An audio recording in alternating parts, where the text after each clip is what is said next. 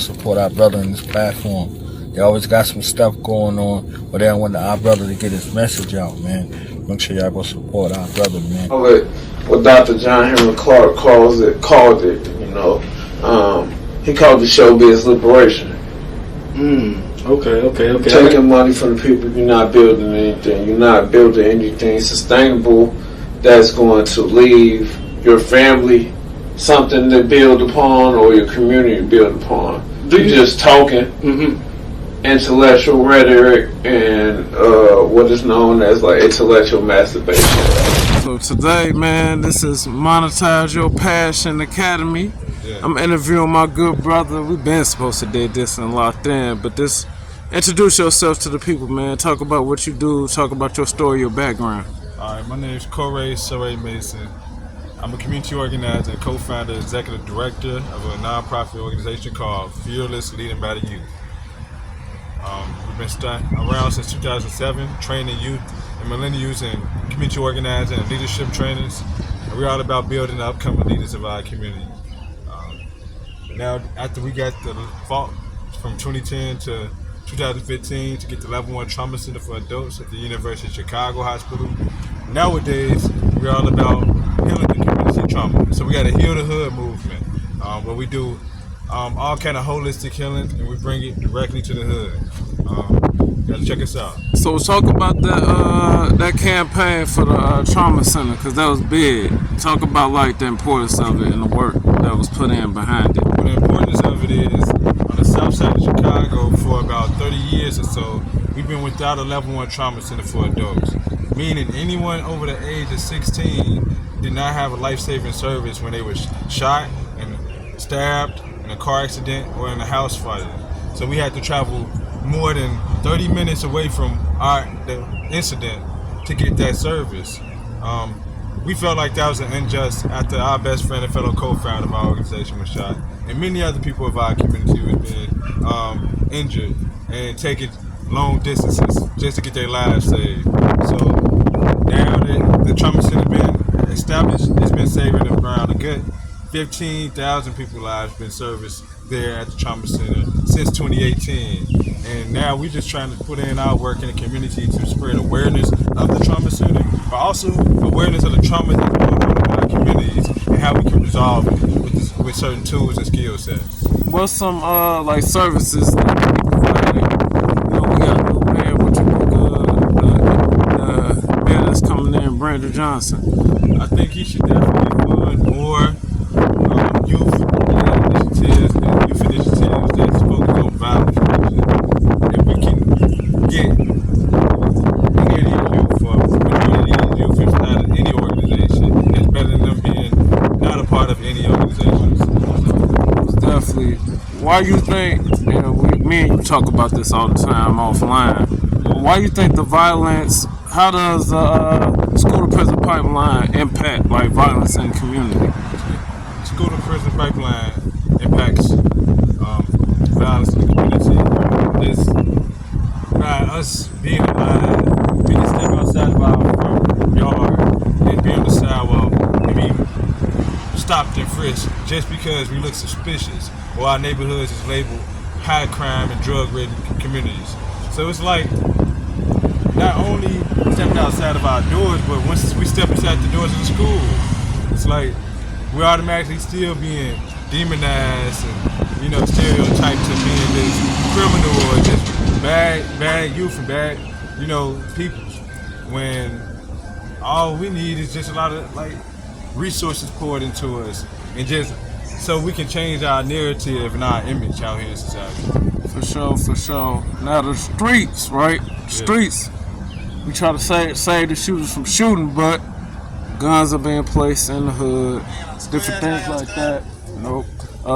Ghost glocks, switches, things of that nature.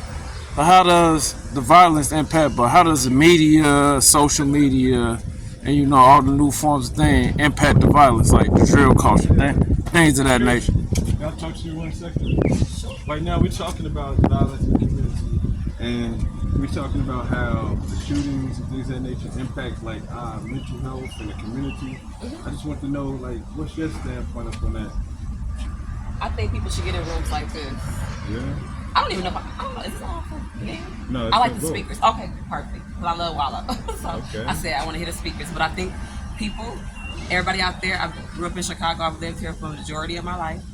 And I think you should get in rooms like this. One thing I do, my name is Posh Lady Terry. You can follow me on IG, Instagram, Facebook, Posh Lady Terry.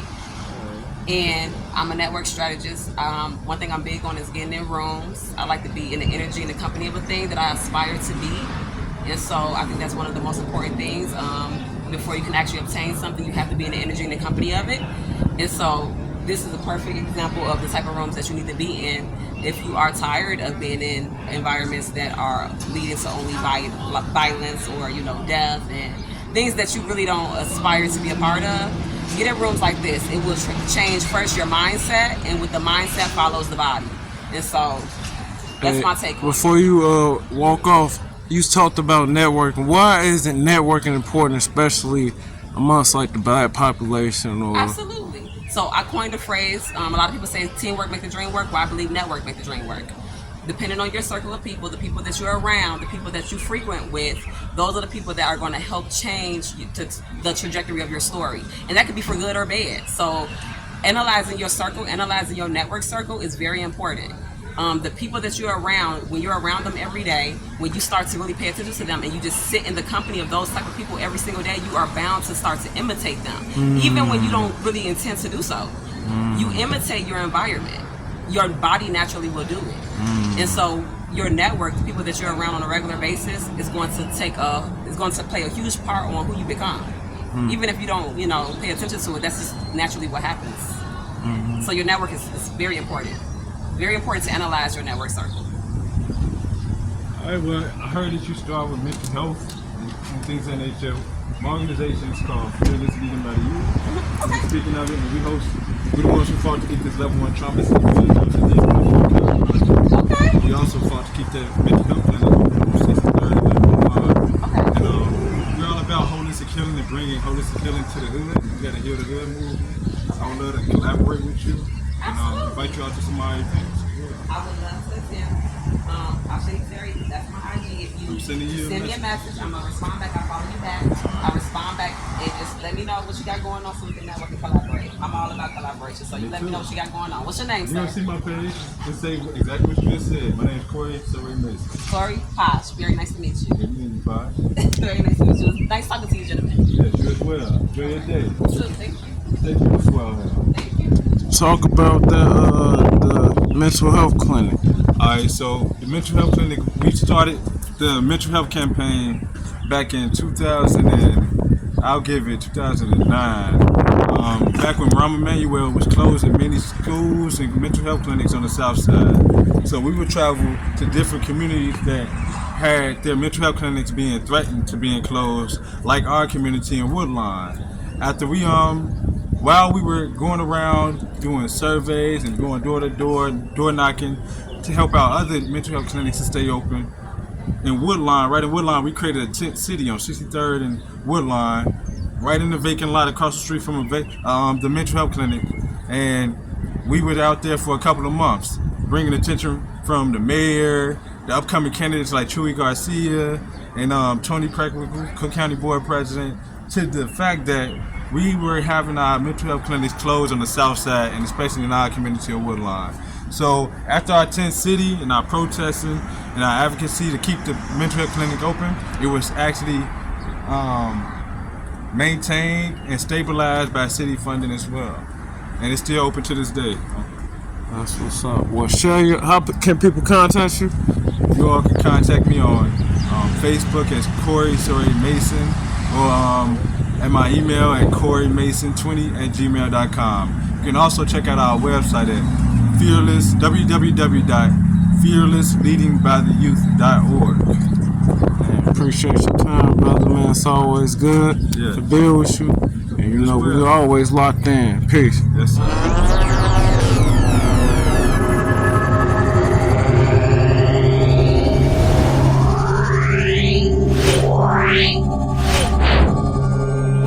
Wow.